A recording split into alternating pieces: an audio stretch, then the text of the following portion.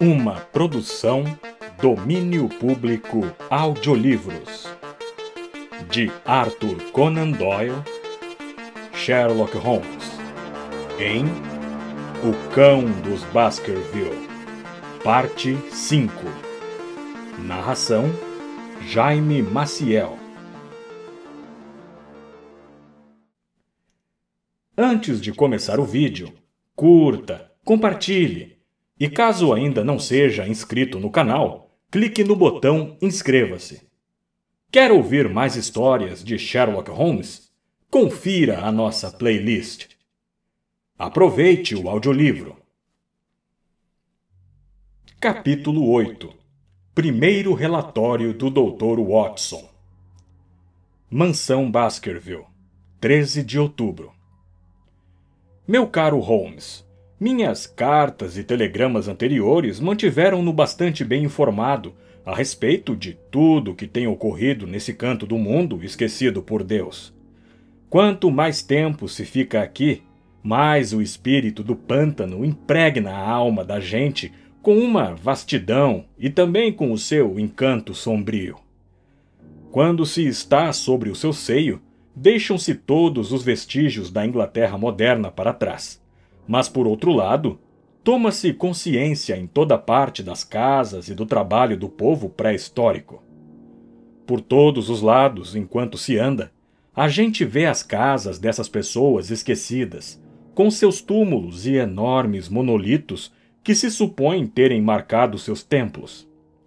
Quando olhamos para suas cabanas de pedra cinzenta contra as encostas cortadas das colinas, deixamos nossa própria época para trás. E se virmos um homem vestido de peles e peludo engatinhar para fora da sua porta baixa, pondo uma flecha com ponta de sílex na corda do seu arco, acharemos que sua presença ali é mais natural do que a nossa própria. O estranho é que eles tenham vivido tão concentrados no lugar que deve sempre ter sido um solo muito estéril. Não sou nenhum arqueólogo, mas posso imaginar que eles constituíam uma raça esbulhada e avessa às guerras que foi obrigada a aceitar aquilo que nenhuma outra ocuparia. Mas tudo isso não tem relação com a missão para a qual você me mandou, e provavelmente será muito pouco interessante para a sua mente extremamente prática. Ainda me lembro de sua completa indiferença quanto a saber se o Sol girava em torno da Terra ou a Terra em torno do Sol. Portanto, vou voltar aos fatos relativos a Sir Henry Baskerville. Se você não recebeu nenhum relatório nos últimos dias, é porque até hoje não havia nada de importante a comunicar. Então, ocorreu um fato bastante surpreendente que contarei a você no devido tempo. Mas antes de tudo, é preciso que você conheça alguns dos outros fatores da situação. Um destes, em relação ao qual pouco falei, é um condenado fugido no pântano. Há um motivo forte agora para crer que ele foi embora, o que é um grande alívio para os chefes de família desta região. Passou-se uma quinzena desde a sua fuga, durante a qual ele não foi visto e nada se ouviu falar sobre ele. É inconcebível que ele possa ter ficado no pântano durante todo esse tempo. Naturalmente, no que diz respeito ao seu esconderijo, não há nenhuma dificuldade. Qualquer uma dessas cabanas de pedra lhe proporcionaria um lugar conveniente. Mas não há nada para comer, a menos que ele pegasse e matasse uma das ovelhas do pântano. Achamos, portanto, que ele foi embora, e os fazendeiros isolados dormem melhor por causa disso.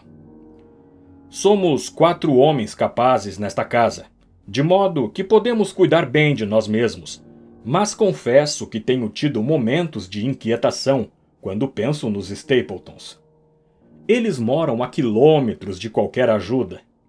Há uma criada e um empregado velho, a irmã e o irmão. Este um homem muito forte. Eles ficariam impotentes nas mãos de um sujeito desesperado como esse criminoso de Notting Hill, se ele por acaso conseguisse entrar. Tanto Sir Henry quanto eu estamos preocupados com a situação deles, e sugeriu-se que Perkins, o criado, fosse dormir lá, mas Stapleton não quer ouvir falar disso. O fato é que o nosso amigo, o baronete, começa a demonstrar um interesse considerável pela nossa bela vizinha.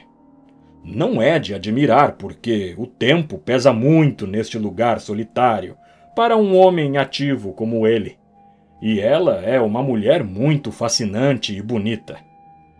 Há algo tropical e exótico em relação a ela que fez um contraste singular com o seu irmão frio e pouco emotivo. Mas ele também dá a impressão de chamas ocultas. Ele tem certamente uma influência muito marcante sobre ela, porque eu a vi olhar continuamente para ele enquanto falava, como se estivesse procurando aprovação para o que dizia. Espero que ele seja bom para ela. Há um brilho seco nos olhos dele e uma expressão firme nos seus lábios finos que demonstra uma natureza positiva e possivelmente cruel. Você o achará um estudo interessante. Ele veio visitar Baskerville naquele primeiro dia e na manhã seguinte nos levou para que víssemos o ponto onde se supõe que a lenda do cruel Hugo tenha tido sua origem. Foi uma excursão de alguns quilômetros pelo pântano até um lugar tão desolado que poderia ter sugerido a história. Encontramos um vale curto entre picos rochosos ondulados que levam a um espaço aberto coberto de relva. No meio do vale, erguem-se duas pedras grandes, gastas e aguçadas na extremidade superior, a ponto de parecerem as presas enormes e corroídas de algum animal monstruoso. Ele correspondia em tudo ao cenário da antiga tragédia. Sir Henry ficou muito interessado e perguntou a Stapleton mais de uma vez se ele acreditava realmente na possibilidade da interferência do sobrenatural nos assuntos dos homens. Ele falou em tom de brincadeira, mas era evidente que levava a sério. Stapleton foi cauteloso nas suas respostas, mas foi fácil perceber que ele dizia menos do que podia e não expressava totalmente sua opinião em consideração aos sentimentos do baronete. Ele nos contou casos semelhantes em que famílias haviam sofrido alguma influência maligna e nos deixou com a impressão de que compartilhava da opinião popular sobre a questão. No caminho de volta, paramos para almoçar na casa de Merripit, e foi lá que Sir Henry conheceu a senhorita Stapleton. Desde o primeiro momento em que a viu, pareceu ficar bastante atraído por ela, e tive quase certeza de que o sentimento era recíproco. Ele referiu-se a ela várias vezes ao voltarmos para casa, e desde então, dificilmente se passa um dia em que não vejamos o irmão e a irmã. Eles jantaram aqui esta noite, e há alguma combinação para nós irmos jantar com eles na próxima semana. Poderíamos imaginar que essa reunião agradaria a Stapleton, mas, apesar disso, mais de uma vez surpreendi uma expressão de extrema desaprovação em seu rosto quando Sir Henry estava dando alguma atenção à sua irmã. Ele é muito ligado a ela, sem dúvida, e levaria uma vida solitária sem ela, mas poderia parecer o máximo do egoísmo se ele se interpusesse no caminho de um casamento tão brilhante para ela. Contudo, estou certo de que ele não deseja que a intimidade deles se transforme em amor, e várias vezes observei que ele tem se esforçado para impedi-los de ficar tete a tete. A propósito, suas instruções para que eu nunca deixe Sir Henry sair sozinho ficarão muito mais complicadas de cumprir se um romance for acrescentado às nossas outras dificuldades. Minha popularidade seria logo prejudicada se eu fosse cumprir suas ordens ao pé da letra. Outro dia, quinta-feira, para ser mais exato, o Dr. Mortimer almoçou conosco. Ele esteve escavando um túmulo em Longdown e conseguiu um crânio pré-histórico que o enche de grande alegria. Nunca houve um entusiasta tão sincero quanto ele. Os Stapletons chegaram depois e o bom médico levou todos nós para a Alleia dos Teixos, a pedido de Sir Henry, para nos mostrar exatamente como tudo aconteceu naquela noite fatal. É um passeio longo, melancólico, à aldeia dos Teixos, entre duas paredes altas de sebes aparadas, com uma faixa estreita de grama de cada lado. Na extremidade oposta há um pavilhão em ruínas. Na metade do caminho fica o portão do pântano, onde o velho cavalheiro deixou a cinza do seu charuto. É um portão branco com um trinco. Além dele fica o extenso pântano. Lembrei-me da sua teoria a respeito do caso e tentei imaginar tudo o que havia ocorrido. Quando o velho parou ali, viu alguma coisa se aproximando pelo pântano, alguma coisa que o aterrorizou tanto que ele perdeu o juízo e correu até não poder mais, até morrer de puro horror e exaustão. Lá estava o longo túnel sombrio pelo qual ele fugiu. E de quê? Um cão pastor de ovelhas ou um cão espectral, preto, silencioso e monstruoso? Houve uma influência humana na questão? Será que o pálido vigilante Barrymore sabe mais do que quis contar?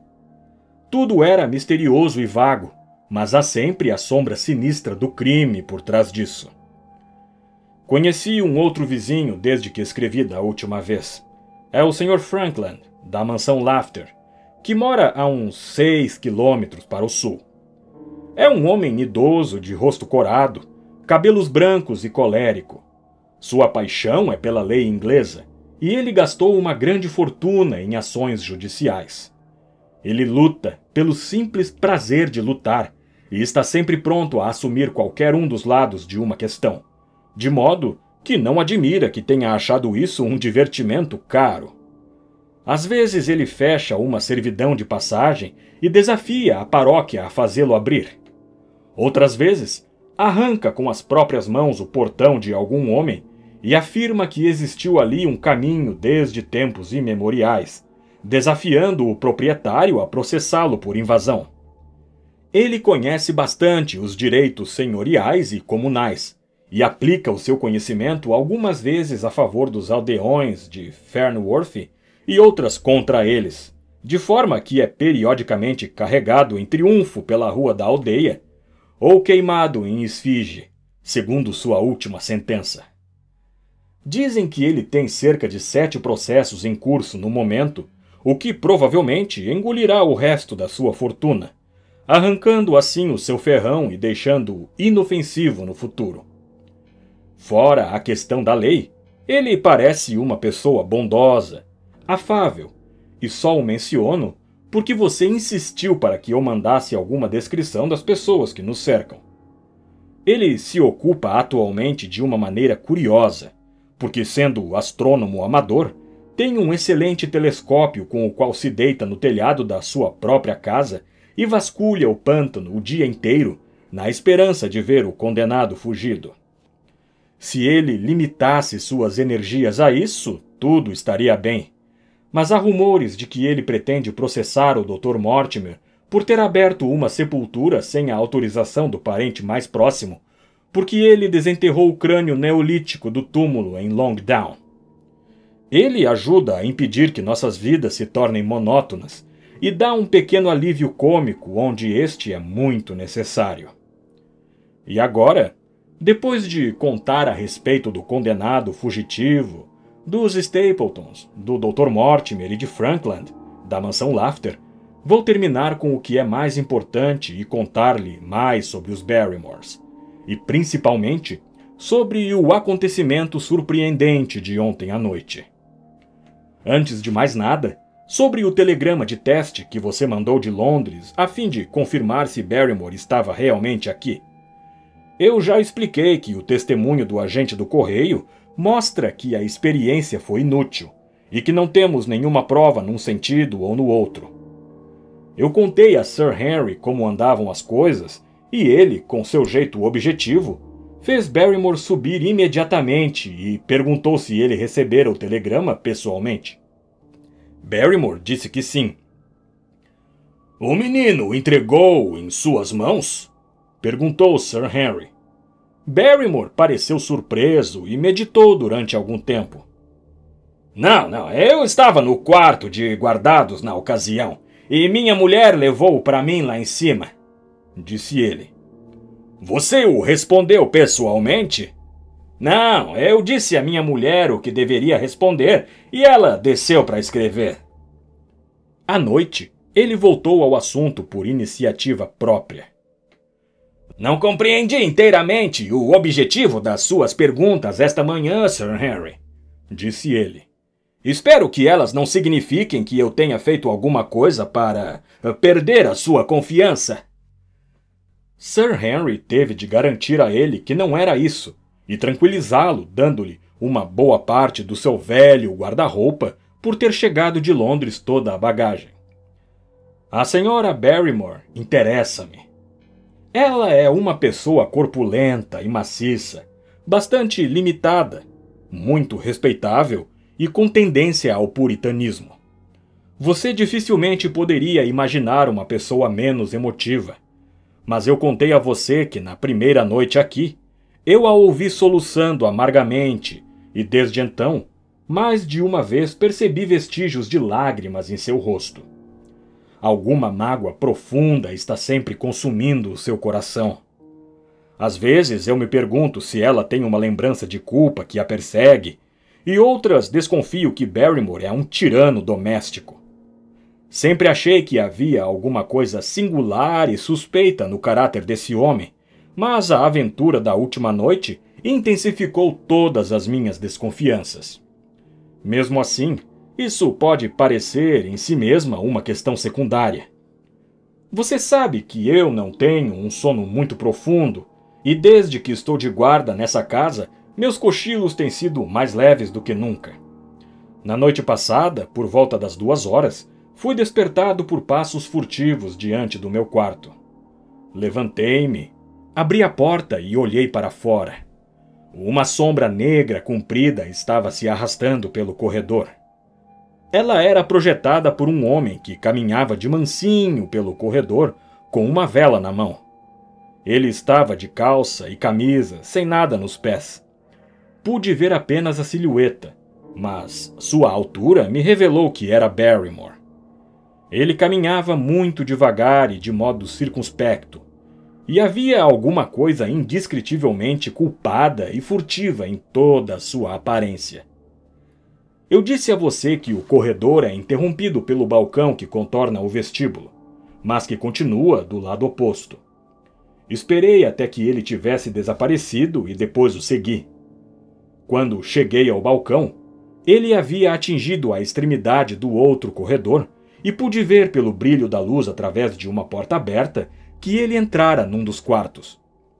Mas todos esses quartos estão sem mobília e desocupados, de modo que a expedição dele tornou-se mais misteriosa do que nunca. A luz brilhava firmemente, como se ele estivesse parado, imóvel. Segui furtivamente pelo corredor o mais silenciosamente possível e olhei pelo canto da porta. Barrymore estava agachado junto à janela, com a vela erguida contra o vidro. Seu perfil estava meio virado para mim, e sua fisionomia parecia rígida e expectativa, enquanto ele olhava para a escuridão do pântano. Ele ficou parado, observando atentamente durante alguns minutos. Depois, soltou um gemido profundo e, com um gesto impaciente, apagou a luz. Voltei imediatamente para o meu quarto, e pouco depois ouvi os passos furtivos mais uma vez, agora voltando. Muito tempo depois, quando eu havia caído num sono leve, ouvi uma chave girar em alguma parte numa fechadura, mas não consigo dizer de onde vinha o som. O que tudo isso significa não posso imaginar, mas há algum negócio secreto acontecendo nesta casa de sombras, ao fundo do qual chegaremos mais cedo ou mais tarde. Não o perturbo com as minhas teorias, porque você me pediu para fornecer-lhe apenas os fatos. Tive uma longa conversa com Sir Henry esta manhã e fizemos um plano de campanha baseado nas minhas observações de ontem à noite. Não falarei sobre ele agora, mas ele deve tornar o meu próximo relatório uma leitura interessante. Capítulo 9. Segundo relatório do Dr. Watson. Mansão Baskerville, 15 de outubro. Meu caro Holmes, se fui obrigado a deixá-lo sem muitas notícias durante os primeiros dias da minha missão, você deve reconhecer que estou recuperando o tempo perdido e que os acontecimentos agora estão se acumulando em grande quantidade e rapidamente sobre nós. Em meu último relatório, terminei minha nota principal com Barrymore na janela. E agora já tenho um estoque que, a menos que eu esteja muito enganado, irá surpreendê-lo bastante. As coisas tomaram um rumo que eu não poderia ter previsto. Em alguns aspectos, elas ficaram muito mais claras nas últimas 48 horas, e em outros se tornaram mais complicadas. Mas vou contar-lhe tudo, e você julgará por si mesmo. Antes do café, na manhã seguinte à minha aventura, atravessei o corredor e examinei o quarto em que Barrymore tinha estado na noite anterior. A janela para o oeste, pela qual ele ficara olhando tão atentamente, tem, eu notei, uma peculiaridade que as outras janelas da casa não têm. Ela domina a vista mais próxima do pântano.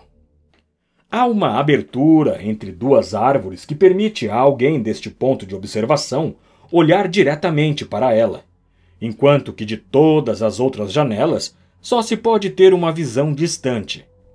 Portanto, Barrymore, já que só essa janela era adequada ao seu objetivo, devia estar procurando alguma coisa ou alguém no pântano. A noite estava muito escura, de modo que não consigo imaginar como ele podia ter esperado ver alguém. Ocorreu-me que era possível estar acontecendo alguma intriga amorosa. Isso teria explicado os seus movimentos furtivos e também a inquietação da sua mulher. O homem é um sujeito bonito, com atributos para roubar o coração de uma moça do campo, de modo que essa teoria parecia ter algo a sustentá-la. Aquela porta se abrindo que eu ouvi após ter voltado para o meu quarto podia significar que ele havia saído para ter algum encontro clandestino. De modo que fiquei raciocinando de manhã e conto-lhe o rumo das minhas suspeitas, por mais que o resultado possa ter mostrado que elas eram infundadas. Mas qualquer que seja a verdadeira explicação para os movimentos de Barrymore, achei que a responsabilidade de guardá-la para mim até poder desvendá-la era mais do que eu podia suportar. Tive uma entrevista com o baronete no seu escritório após o café e contei-lhe tudo o que eu vira. Ele ficou menos surpreso do que eu havia esperado. Eu sabia que Barrymore andava por aí à noite e tive vontade de falar com ele a respeito, disse ele. Ouvi seus passos 2 ou 3 vezes no corredor, indo e vindo, mais ou menos na hora em que você mencionou. Talvez toda a noite ele vá até aquela janela, sugeri. Talvez. Se assim for, poderemos segui-lo e ver o que procura. Fico imaginando o que seu amigo Holmes faria se estivesse aqui. Creio que ele faria exatamente o que o senhor está sugerindo agora, eu disse. Ele seguiria Barrymore e veria o que ele faz. Então vamos fazer isso juntos. Mas ele certamente nos ouvirá. O homem é bastante surdo e, de qualquer maneira, devemos arriscar. Vamos ficar sentados em meu quarto esta noite e esperar até ele passar. Sir Henry esfregou as mãos com prazer, e era evidente que ele saudava a aventura como um alívio para a sua vida um tanto monótona no pântano. O baronete havia se comunicado com um arquiteto que preparara os projetos para Sir Charles e com um empreiteiro de Londres, de modo que podemos esperar o início de grandes reformas aqui em breve. Apareceram decoradores e vendedores de móveis de Plymouth, e é evidente que o nosso amigo tem grandes ideias e meios para não poupar nenhum sacrifício ou despesa a fim de restaurar a grandeza da sua família. Quando a casa estiver reformada e mobiliada de novo, ele só precisará de uma esposa para torná-la completa. Cá entre nós, há sinais bastante claros de que isso não deve demorar se a dama estiver disposta, porque poucas vezes vi um homem mais enamorado por uma mulher do que ele pela nossa linda vizinha, a senhorita Stapleton. Mesmo assim, o fluxo do verdadeiro amor não corre tão suavemente como se poderia esperar nessas circunstâncias. Hoje, por exemplo, sua superfície foi perturbada por uma agitação bastante inesperada, que deixou o nosso amigo perplexo e aborrecido. Após a conversa que mencionei sobre Barrymore, Sir Henry pôs o chapéu e preparou-se para sair. Naturalmente, fiz o mesmo. "O quê? Você vem, Watson?" Ele perguntou, olhando para mim de forma curiosa. "Se você estiver indo para o pântano," eu disse. "Sim, vou." "Bem, você sabe quais as instruções que eu recebi? Lamento me intrometer, mas você ouviu como Holmes insistiu seriamente para eu não me afastar, e principalmente para você não ir sozinho até o pântano." Sir Henry pôs a mão no meu ombro com um sorriso simpático. "Meu caro amigo, Holmes, com toda a sua sabedoria, não previu algumas coisas que aconteceram desde que estou no pântano," ele disse. "Você me compreende? Tenho certeza de que você é o último homem do mundo que desejaria ser um desmancha-prazeres. Preciso sair sozinho." Isso me deixou numa situação muito esquisita. Eu não sabia o que dizer ou fazer, e antes que eu decidisse, ele pegou sua bengala e foi embora. Mas quando comecei a pensar no assunto, minha consciência me reprovou amargamente por ter permitido, sobre algum pretexto, que ele sumisse da minha vista. Imaginei quais seriam os seus sentimentos se tivesse de confessar a você que havia ocorrido uma desgraça, devido ao meu pouco caso pelas suas instruções. Minhas faces coraram ao pensar nisso. Mesmo agora, podia não ser tarde demais para alcançá-lo, de modo que parti imediatamente na direção da casa de Merripit.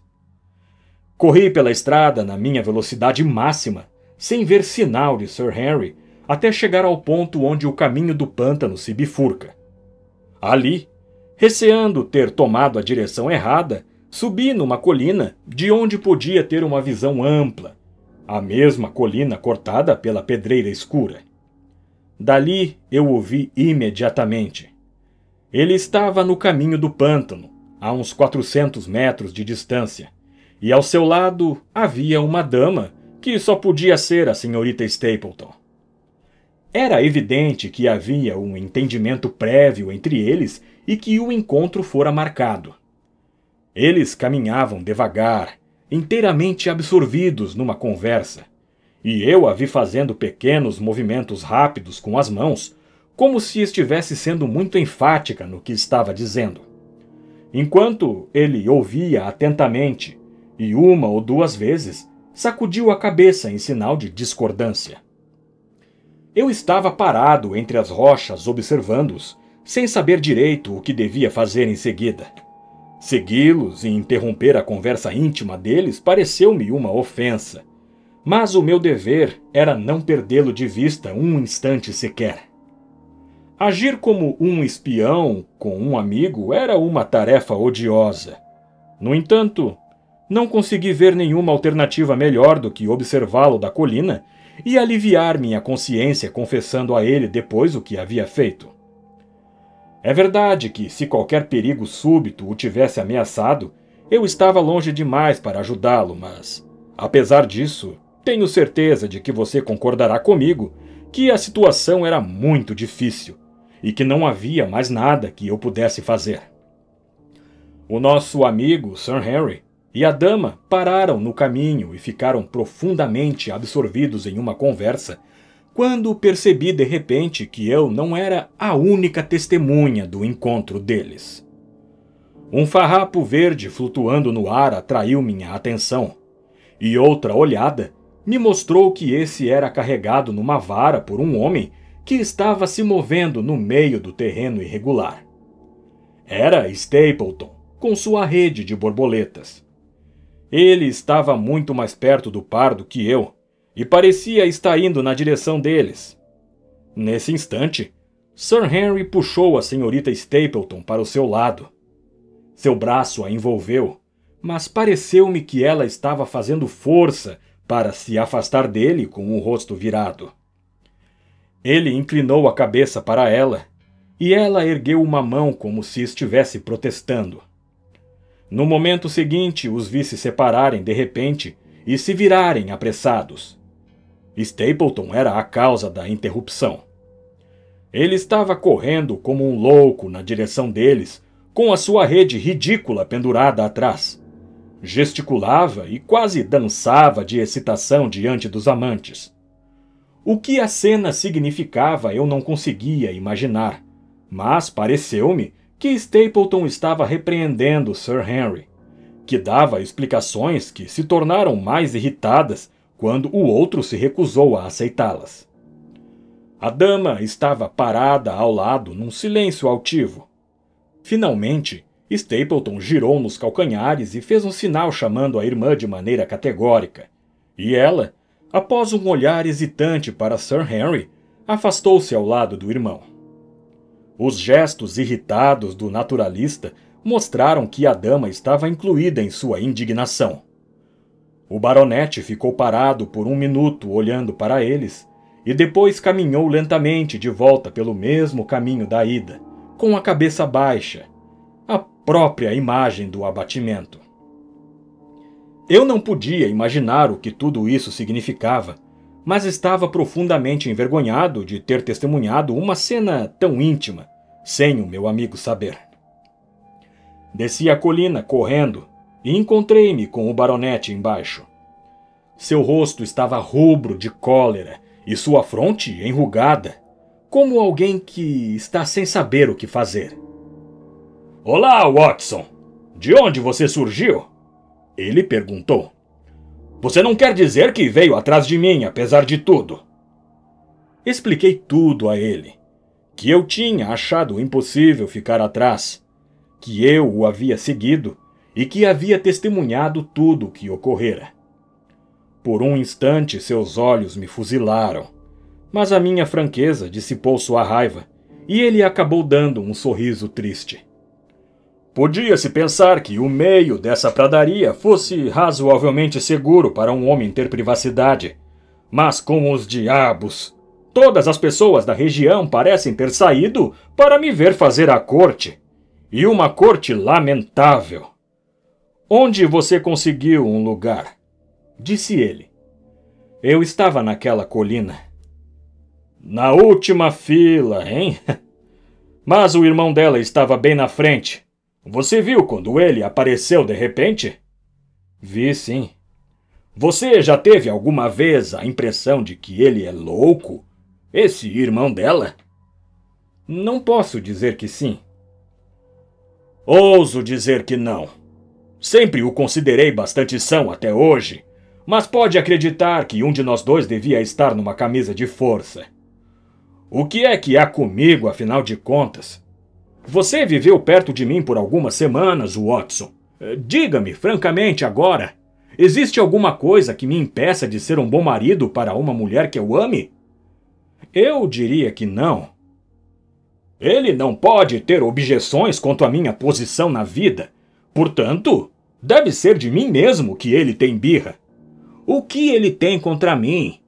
Que eu saiba, nunca magoei nenhum homem ou mulher na vida, mas apesar disso, ele não me deixaria tocar na ponta dos dedos dela." "Ele disse isso?" "Isso e muito mais. Vou lhe contar, Watson. Só a conheço há algumas semanas, mas desde o início senti que ela era feita para mim. E ela também. Fica feliz quando está comigo. E isso eu juro. Há uma luz nos olhos de uma mulher que fala mais alto do que as palavras. Mas ele nunca nos deixa ficar juntos e foi só hoje que pela primeira vez vi uma possibilidade de trocar algumas palavras com ela sozinho. Ela estava contente de se encontrar comigo, mas quando se encontrou, não foi de amor que ela falou. E ela não me deixaria falar disso também se pudesse ter impedido. Ela ficou repetindo que este era um lugar perigoso e que ela nunca seria feliz enquanto eu não fosse embora daqui. Eu disse a ela que desde que a vira não estava com nenhuma pressa de ir embora, e que se ela quisesse realmente que eu fosse, a única maneira de conseguir isso seria ir comigo. Com isso, ofereci em outras tantas palavras para casar-me com ela. Mas antes que ela pudesse responder, apareceu o irmão dela, correndo para nós com a cara de louco. Ele estava simplesmente branco de raiva, e aqueles olhos claros dele estavam incendiados de fúria. O que eu estava fazendo com a moça? Por que eu me atrevia a dar-lhe atenções que eram desagradáveis para ela? Será que eu pensava que por ser um baronete podia fazer o que quisesse? Se ele não fosse irmão dela, eu saberia como responder melhor a ele. De qualquer modo, eu disse a ele que não tinha motivo para me envergonhar dos meus sentimentos para com sua irmã, e que esperava que ela pudesse me dar a honra de tornar-se minha esposa. Isso não pareceu melhorar as coisas, de modo que também perdi as estribeiras e respondi-lhe de modo mais acalorado do que devia. Talvez considerando que ela estava ao meu lado. Portanto, tudo terminou com ele indo embora com ela, como você viu, e aqui estou, um homem mais confuso do que qualquer outro neste condado. Diga-me apenas o que tudo isso significa, Watson, e ficarei lhe devendo mais do que posso esperar pagar-lhe. Tentei uma ou duas explicações, mas realmente eu mesmo estava completamente confuso. O título do nosso amigo, sua idade, sua fortuna, seu caráter e sua aparência estão todos a seu favor. E não sei de nada contra ele, a menos que seja esse destino tenebroso que pesa sobre a sua família. Que as investidas dele fossem rejeitadas tão bruscamente, sem qualquer referência aos desejos da própria dama, e que ela aceitasse a situação sem protesto, é bastante surpreendente. Mas nossas conjecturas foram postas de lado por uma visita do próprio Stapleton naquela mesma tarde. Ele tinha vindo para se desculpar por sua grosseria da manhã, e após uma longa entrevista particular com Sir Henry em seu escritório, a conclusão da conversa deles foi que o rompimento de relações estava completamente sanado, e que devíamos ir jantar na casa de Merripit na próxima sexta-feira como prova disso. Eu não digo agora que ele não seja louco, comentou Sir Henry. Não posso esquecer o seu olhar quando correu para mim esta manhã, mas devo admitir que nenhum homem podia pedir desculpas de maneira mais elegante do que ele. Ele deu alguma explicação para sua conduta? Sua irmã é tudo em sua vida, ele disse. Isso é bastante natural e fico satisfeito de ele compreender o valor dela.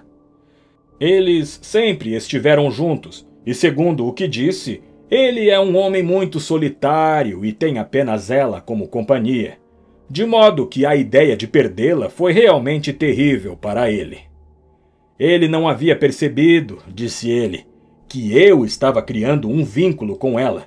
Mas quando viu com os seus próprios olhos que assim era realmente e que ela podia ser levada para longe dele, ficou tão chocado que durante algum tempo deixou de ser responsável pelo que disse ou fez. Ele lamentava muito tudo o que se passara e reconhecia que era tolice e egoísmo imaginar que podia conservar uma mulher bonita como a sua irmã para si mesmo por toda a vida. Se ela tivesse que deixá-lo, ele preferia que fosse por um vizinho como eu, e não por qualquer outro. Mas, de qualquer maneira, isso era um golpe para ele, e levaria algum tempo até que ele estivesse preparado para enfrentá-lo. Ele deixaria de se opor se eu prometesse deixar as coisas como estavam por 3 meses e me contentasse em cultivar a amizade da moça sem exigir o seu amor. Isso eu prometi. O caso está nesta situação. Portanto, aí está esclarecido um dos nossos pequenos mistérios. É uma coisa que chegou ao final em um lugar deste pântano no qual estamos nos debatendo. Sabemos agora por que Stapleton encarava com hostilidade o pretendente à mão da sua irmã, mesmo quando esse pretendente era tão aceitável como Sir Henry. E agora passo para outro fio que puxei da meada embaraçada. O mistério dos soluços durante a noite, do rosto manchado de lágrimas da senhora Barrymore, da ida secreta do mordomo até a janela de treliça a oeste. Felicite-me, meu caro Holmes, e diga-me que não o desapontei como agente, que você não se arrepende da confiança que demonstrou ter em mim quando me mandou para cá. Todas essas coisas foram totalmente esclarecidas com o trabalho de uma noite. Eu disse com o trabalho de uma noite, mas, na verdade, foi com o trabalho de 2 noites, porque na primeira não conseguimos nada. Eu fiquei sentado com Sir Henry em seu quarto até quase 3 horas, mas não ouvimos nenhum tipo de ruído, exceto do carrilhão no andar de cima. Foi uma vigília muito melancólica e terminou com cada um adormecendo em sua cadeira. Felizmente não desanimamos e resolvemos tentar outra vez. Na noite seguinte, diminuímos a luz da lâmpada e ficamos sentados, fumando cigarros, sem fazer o menor ruído. Foi incrível como as horas se arrastaram lentamente, mas fomos ajudados pelo mesmo tipo de interesse paciente que o caçador deve sentir ao vigiar a armadilha, na qual espera que a caça possa cair. Uma badalada, e 2, e já estávamos quase desistindo pela segunda vez, quando, num instante, nós 2 nos endireitamos em nossas cadeiras, com todos os nossos sentidos cansados, vivamente alertados mais uma vez. Tínhamos ouvido o estalido de um passo no corredor.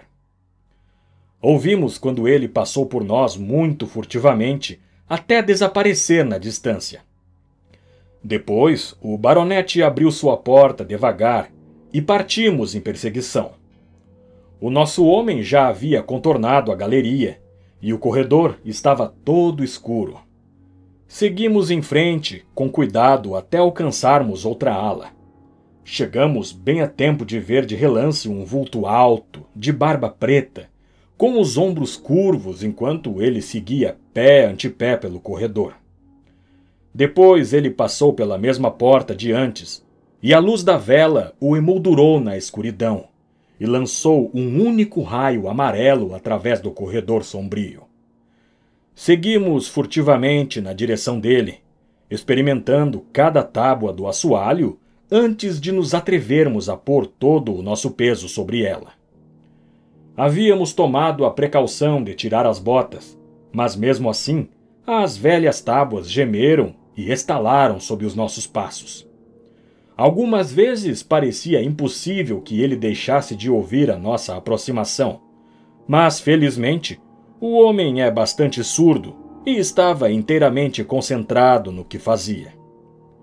Quando finalmente chegamos à porta e olhamos para dentro, vimos que ele estava agachado junto à janela, com a vela na mão, o rosto branco e atento, comprimido contra a vidraça, exatamente como eu o vira 2 noites antes.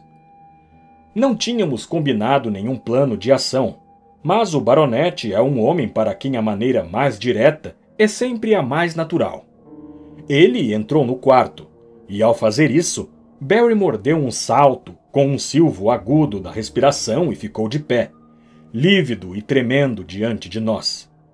Seus olhos escuros, brilhando na máscara branca do seu rosto, estavam cheios de horror e espanto ao olharem fixamente de Sir Henry para mim. — O que você está fazendo aqui, Barrymore? — Nada, senhor. Sua agitação era tão grande que ele mal podia falar, e as sombras saltavam para cima e para baixo com o tremor da vela. — Era a janela, senhor. Eu reviso à noite para ver se todas as janelas estão bem fechadas. — No 2º andar? — Sim, senhor, todas as janelas. — Olhe aqui, Barrymore, disse Sir Henry com severidade. Decidimos arrancar a verdade de você de modo que evitará problemas para você se contar o mais rápido possível. Vamos, agora! Nada de mentiras. O que você estava fazendo nessa janela? O sujeito olhou para nós com uma expressão desamparada e torceu as mãos como alguém que está no auge da dúvida e da aflição.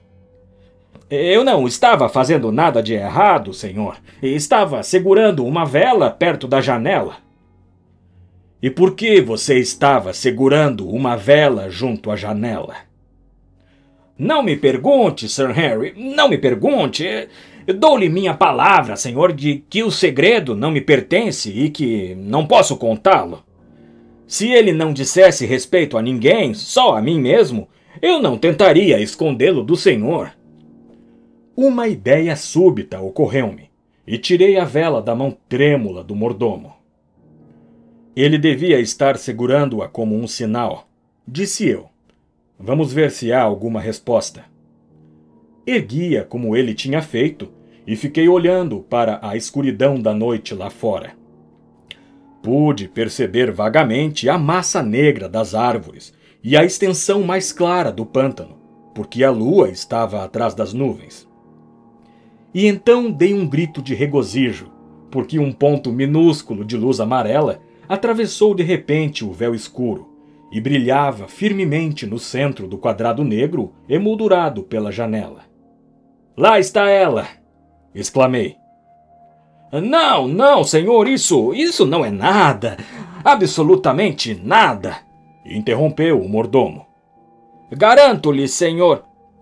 Mexa a vela de um lado para outro, Watson, exclamou o baronete. Viu? A outra também se move.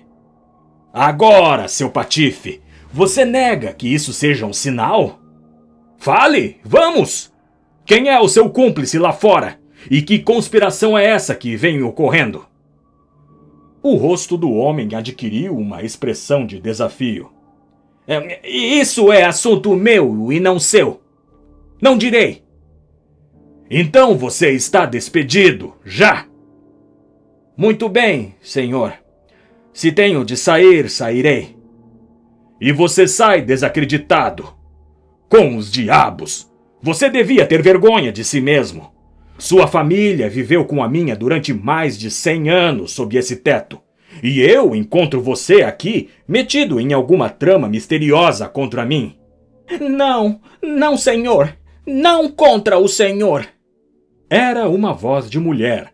E a senhorita Barrymore, mais pálida e mais horrorizada do que o marido, estava parada na porta. Sua figura volumosa, envolta num chale e numa saia, seria cômica se não fosse a intensidade da emoção do seu rosto. Temos de ir, Elisa. Isso é o fim de tudo. Você pode arrumar nossas coisas, disse o mordomo. Oh, John, levei você a isto. A culpa é minha, Sir Harry, toda minha. Ele não fez nada, a não ser para mim, porque eu pedi. Fale, então, o que significa isso? Meu infeliz irmão está morrendo de fome no pântano. Não podemos deixá-lo morrer em nossos próprios portões. A luz é um sinal para ele de que a comida está pronta, e a luz dele lá fora é para indicar o lugar para onde levá-la. Então o seu irmão é o condenado fugitivo, senhor. Selden, o criminoso. Essa é a verdade, senhor, disse Barrymore. Eu disse que o segredo não me pertencia e que eu não podia contá-lo ao senhor, mas agora que o senhor ouviu e verá que se existe uma trama, ela não é contra o senhor. Esta, então, era a explicação das expedições furtivas à noite e da luz da janela. Sir Harry e eu ficamos olhando espantados para a mulher. Seria possível que essa pessoa imperturbavelmente respeitável tivesse o mesmo sangue que um dos criminosos mais notórios do país? Sim, senhor. Meu nome era Selden e ele é meu irmão caçula. Nós o mimamos demais quando ele era menino e cedemos a ele em tudo, até que ele passou a pensar que o mundo fora feito para o prazer dele e que podia fazer o que quisesse nele. Depois, quando ele cresceu, Se meteu com más companhias e ficou com o diabo no corpo até partir o coração da minha mãe e arrastar o nosso nome na sarjeta. De crime em crime ele afundou cada vez mais, até que só a misericórdia de Deus livrou-o do cadafalso. Mas para mim, Senhor, ele foi sempre o garotinho de cabelos anelados que criei e com quem brinquei, como uma irmã mais velha faria. Foi por isso que ele fugiu da prisão, Senhor. Ele sabia que eu estava aqui e não iria recusar-me a ajudá-lo. Quando ele se arrastou até aqui uma noite, cansado e esfomeado, com os guardas nos seus calcanhares, o que podíamos fazer? Nós o recebemos, alimentamos e cuidamos dele. Depois o Senhor voltou e meu irmão achou que ficaria mais seguro no pântano do que em qualquer outro lugar até passar o clamor público, de modo que ficou escondido ali.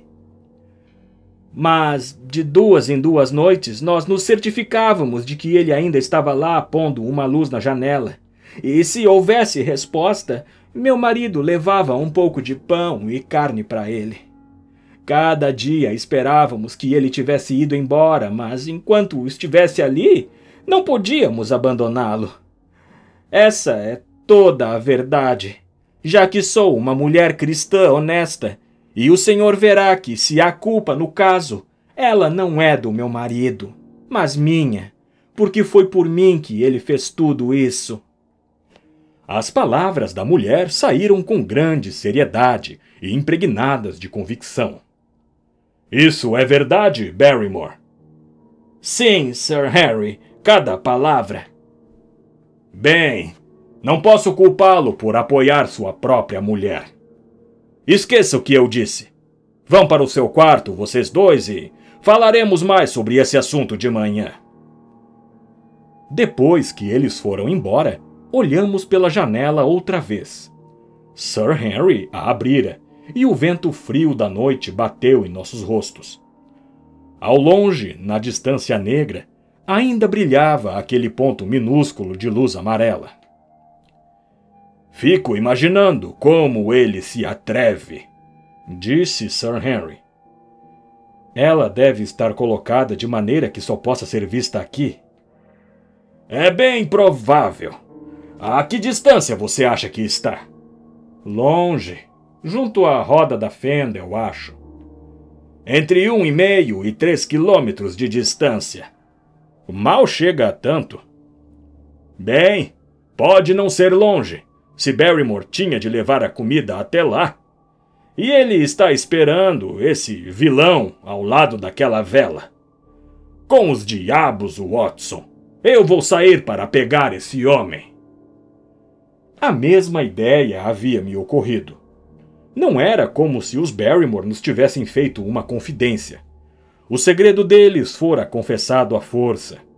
O homem era um perigo para a comunidade, um patife consumado para quem não havia piedade nem desculpa.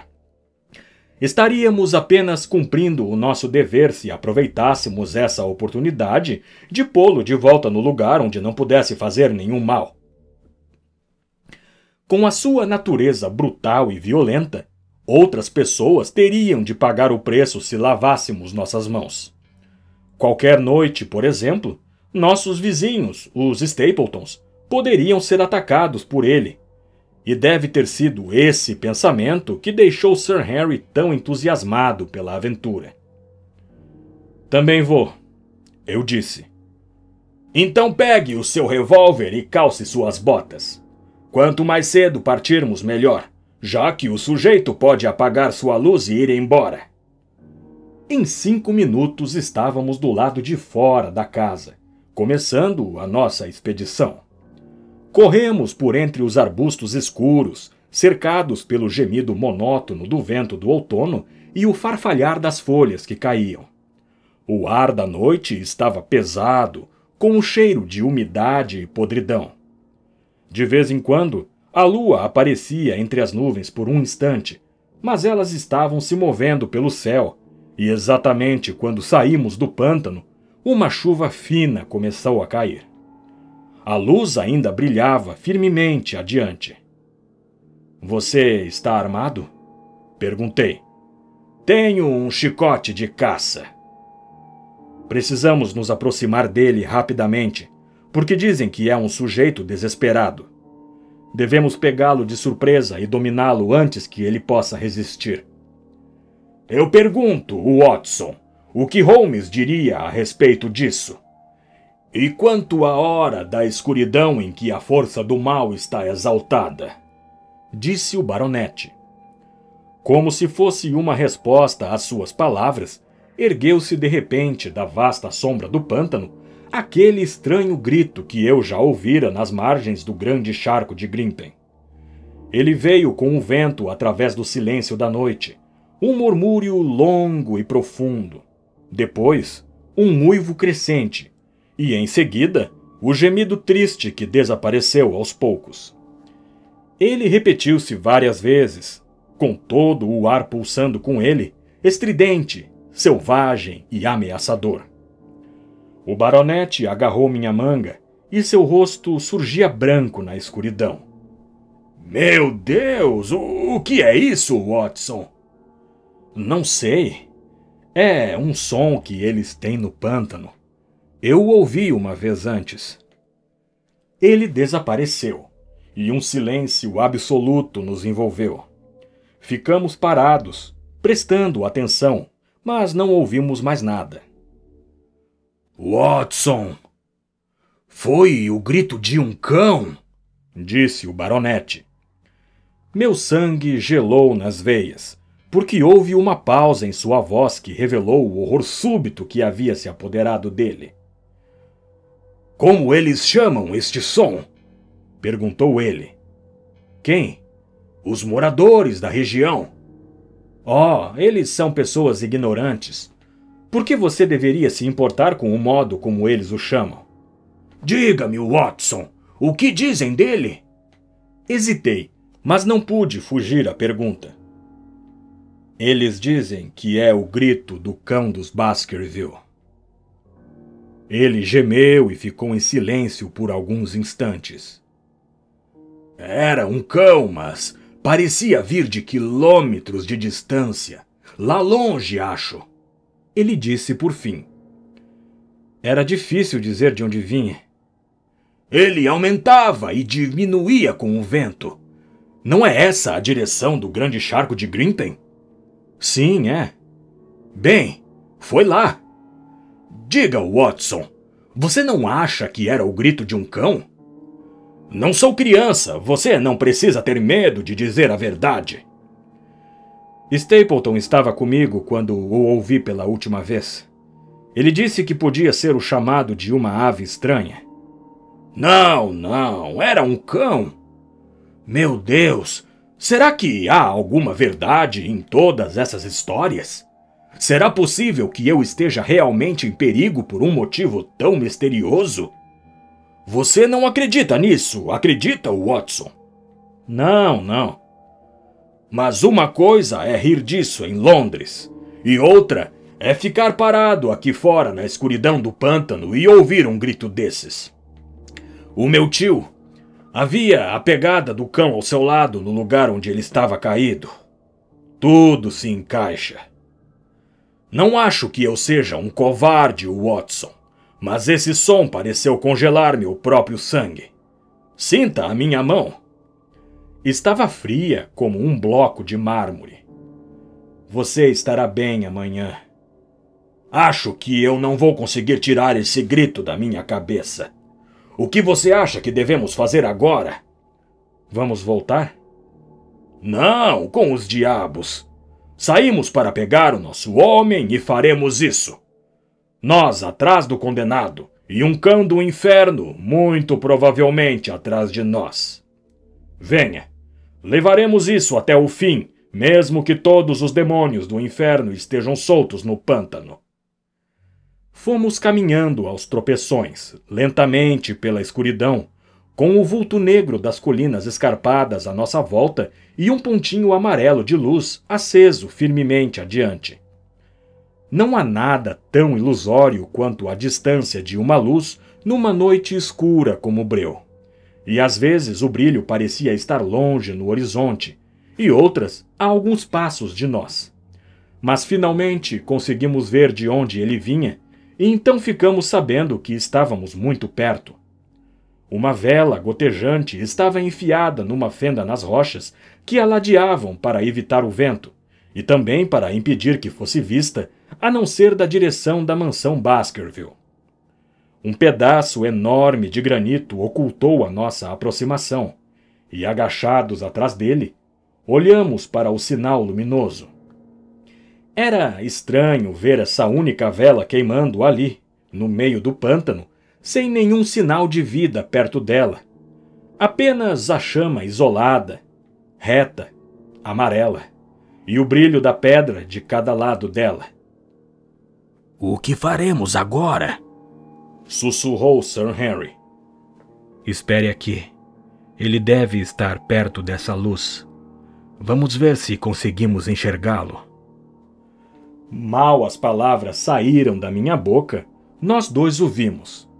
Sobre as rochas, na fenda em que a vela queimava, projetava-se o rosto amarelo perverso. Um rosto terrível de animal, todo enrugado e marcado de paixões vis. Sujo de lama, com uma barba eriçada e cabelos emaranhados, podia ter pertencido a um daqueles antigos selvagens que habitavam nas tocas das encostas da colina. A luz embaixo dele refletia-se em seus olhos pequenos e astutos, que olhavam ferozmente para a direita e a esquerda através da escuridão, como um animal manhoso e selvagem que ouviu os passos dos caçadores. Alguma coisa, evidentemente, havia despertado suas suspeitas. Talvez Barrymore tivesse algum sinal particular que deixara de dar, ou o sujeito podia ter algum outro motivo para achar que nem tudo estava bem. Mas pude perceber os seus receios no seu rosto cruel. A qualquer momento ele poderia apagar a luz e desaparecer na escuridão. Portanto, saltei para a frente, e Sir Henry fez o mesmo. No mesmo instante, o condenado gritou uma praga para nós e atirou uma pedra que se espatifou contra o granito que havia nos protegido. Vi de relance seu vulto baixo, agachado, de constituição forte, quando ficou de pé num pulo e virou-se para fugir. No mesmo momento, por um acaso infeliz, a lua apareceu entre as nuvens. Corremos pelo alto da colina, e lá estava o nosso homem descendo a grande velocidade pelo outro lado, saltando sobre as pedras em seu caminho com a agilidade de um cabrito montês. Um tiro certeiro do meu revólver poderia tê-lo aleijado, mas eu o trouxera apenas para me defender se fosse atacado, e não para atirar num homem desarmado que estava fugindo. Nós dois éramos corredores velozes e razoavelmente bem treinados, mas logo vimos que não tínhamos nenhuma possibilidade de alcançá-lo. Nós o vimos durante muito tempo ao luar, até ele se transformar apenas num pontinho que corria entre as rochas na encosta de uma colina distante. Corremos até ficarmos completamente sem fôlego, mas a distância entre nós era cada vez maior. Finalmente paramos e nos sentamos ofegantes sobre duas rochas, enquanto o víamos desaparecendo na distância. E foi nesse momento que ocorreu uma coisa muito estranha e inesperada. Havíamos nos levantado das pedras e estávamos nos virando para ir para casa depois de desistirmos da nossa perseguição inútil. A lua estava baixa à direita e o pico irregular de um monte de granito erguia-se contra a curva inferior do seu disco prateado. Ali, numa silhueta tão preta quanto uma estátua de ébano, naquele pano de fundo brilhante, vi o vulto de um homem sobre o pico rochoso. Não pense que era uma ilusão, Holmes. Afirmo-lhe que nunca em minha vida vi nada mais nitidamente. Até onde posso julgar, o vulto era de um homem alto e magro. Estava parado, com as pernas um pouco afastadas, os braços cruzados, a cabeça inclinada, como se estivesse meditando acima daquela vastidão deserta de turfa e granito que se estendia diante dele. Ele podia ser o próprio espírito daquele lugar terrível. Não era o condenado. Esse homem estava longe do lugar onde o condenado havia desaparecido. Além disso, era um homem muito mais alto. Com um grito de surpresa, fiz sinal para o baronete, mas durante o instante em que eu me virara para segurar o seu braço, o homem desapareceu. Lá estava o pico de granito, ainda cortando a borda inferior da lua, mas o seu cume não tinha vestígio nenhum daquele vulto silencioso e imóvel. Eu quis ir naquela direção e examinar o pico, mas ele estava a uma certa distância. Os nervos do baronete ainda estavam tremendo por causa daquele grito, que lembrava a história sinistra da sua família, e ele não estava disposto a novas aventuras. Ele não vira esse homem solitário sob o pico rochoso e não pôde sentir a excitação que sua estranha presença e sua atitude dominadora haviam provocado em mim. "Um guarda, sem dúvida", ele disse. "O pântano está cheio deles desde que esse sujeito fugiu." Bem, talvez a explicação dele possa ser verdadeira, mas eu gostaria de ter alguma outra prova disso. Hoje, pretendemos avisar ao pessoal de Princeton onde eles devem procurar o homem desaparecido. Mas é duro não termos realmente tido a glória de trazê-lo de volta como nosso prisioneiro. Essas são as aventuras de ontem à noite. E você tem de reconhecer, meu caro Holmes, que me saí muito bem na questão do relatório. Muita coisa do que conto a você é, sem dúvida, bastante irrelevante, mas ainda acho que é melhor comunicar-lhe todos os fatos e deixá-lo escolher por si mesmo aqueles que sejam mais úteis para você, ajudando-o em suas conclusões. Estamos certamente fazendo algum progresso. No que diz respeito aos Barrymore, descobrimos o motivo dos seus atos, e isso esclareceu muito a situação. Mas o pântano, com os seus mistérios e os seus estranhos habitantes, continua tão inescrutável como sempre. Talvez em meu próximo relatório eu consiga esclarecer alguma coisa sobre isso também. O melhor de tudo seria se você pudesse vir até aqui.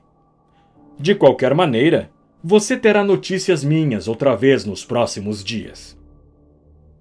Fim da parte 5.